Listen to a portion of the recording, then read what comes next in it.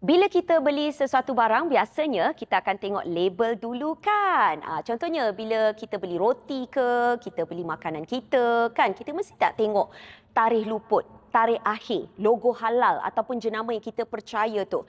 Semua tu sebenarnya buat kita rasa lebih apa? Lebih yakin sebelum kita buat pilihan. Konsep dia hampir sama dalam industri sawit, sebab itu Malaysia memperkenalkan pensijilan minyak sawit mampan Malaysia atau MSPO. Mudah cerita, MSPO ialah satu pengiktirafan yang menunjukkan minyak sawit Malaysia dihasilkan dengan cara yang lebih bertanggungjawab. Bukan sekadar kita nak lihat berapa banyak hasil yang dikeluarkan, tetapi juga bagaimana ia dihasilkan dengan mengambil kira alam sekitar, kebajikan pekerja dan amalan pertanian yang baik. Jadi kenapa ini penting? Sebab dunia hari ini semakin berubah.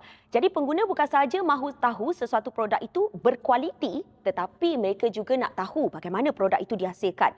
Jadi melalui MSPO, pekebun kecil, pengusaha ladang, pemain industri dibantu untuk mengamalkan cara pengurusan yang lebih baik supaya hasil sawit mereka memenuhi keperluan pasaran semasa. Jadi bayangkan, macam kita nak masuk satu kedai ataupun platform jualan yang ada syarat tertentu. Jadi bila kita ikut syarat yang ditetapkan, lebih mudah untuk produk kita diterima dan dipercayai. Begitu juga dengan minyak sawit Malaysia. Dengan adanya MSPO, kita dapat menunjukkan kepada dunia bahawa sawit negara dihasilkan mengikut standard yang diyakini dan mengutamakan amalan yang lebih mampan. Bagi pekebun kecil pula, pensijilan ini membantu membuka lebih banyak peluang supaya hasil mereka dapat diterima dalam pasaran yang lebih luas. Akhirnya MSPO bukan sekadar satu sijil, ia adalah usaha untuk memastikan minyak sawit Malaysia terus dipercayai, dihargai dan kekal bersaing di pasaran dunia.